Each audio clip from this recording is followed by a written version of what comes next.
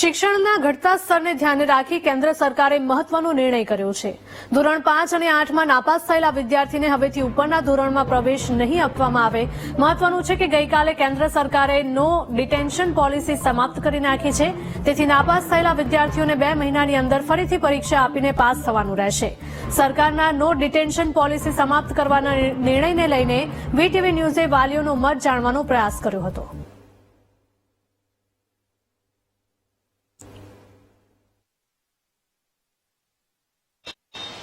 નિર્ણયમાં એવું છે કે જે સરકારે નિર્ણય લીધો છે ખૂબ જ સારો લીધેલો છે અને એમાં વિદ્યાર્થીઓને ફાયદો થાય કે જે સબ્જેક્ટમાં વીક છે એ સબ્જેક્ટ એ લોકોને થોડો મજબૂત થાય, પાકો થાય અને તેઓ ભવિષ્યમાં આમાં આગળ વધી શકે। એ હિસાબે કેન્દ્ર સરકારનો આ નિર્ણય બહુ સારો છે। આમાં જે સારા હતા, જે સારા સ્ટુડન્ટ હતા, જે આગળ ભણી શકતા હતા, વ્યવસ્થિત રીતે માર્ક્સ લાવતા હતા, એ લોકોને ખૂબ જ અસર પડતી હતી।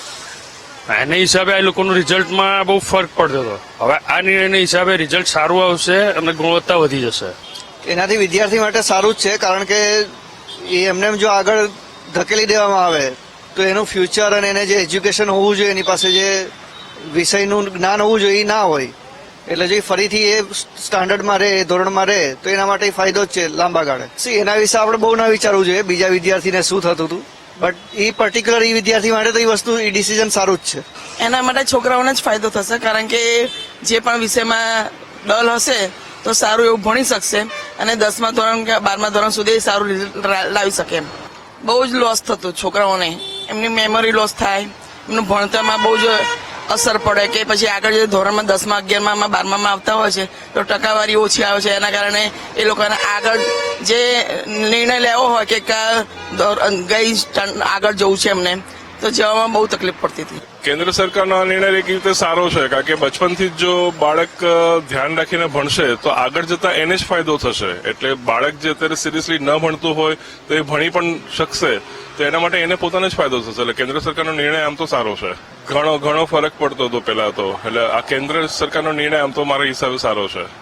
આ નિર્ણયથી મને લાગે છે ત્યાં સુધી બહુ સારો નિર્ણય છે કેન્દ્ર સરકારનો, જેથી કરીને બાળકોનું જે બેઝિક છે એ પહેલેથી 5માંથી ને 8માંથી જે ધોરણ છે તે બેઝિક ક્લિયર થઈ જાય અને બેઝિક ક્લિયર હોય તો જ બાળક આગળ સારી રીતે પોતાનું ગ્રોથ કરી શકે। અને જો બાળક જો બેઝિક ક્લિયર નહીં હોય તો 10માંથી જ અટકી જશે અને 10માંથી અટકીને એનું આગળનું ભવિષ્ય એ બિચારો બનાવી નહીં શકે। એટલે એટલું સારું છે કે જો તમે નથી આવડતું તો પહેલેથી જ બાળકને 2 થી 3 વાર રિવિઝન થઈ જાય અને સરખી રીતે આવડી જાય। આવડી ગયા પછી બાળક એ સારી રીતે પરફોર્મ કરી શકે। તો આ મારા કહેવાથી તો આ નિર્ણય ઘણો સારો છે કે કેન્દ્ર સરકારે જે લીધો છે એ। આ નિર્ણયથી બાળકોને અને પેરેન્ટ્સને પણ ખ્યાલ આવશે કે બાળક ક્યાં સુધી પોતાનું કરી શકે છે, આગળ વધી શકે છે।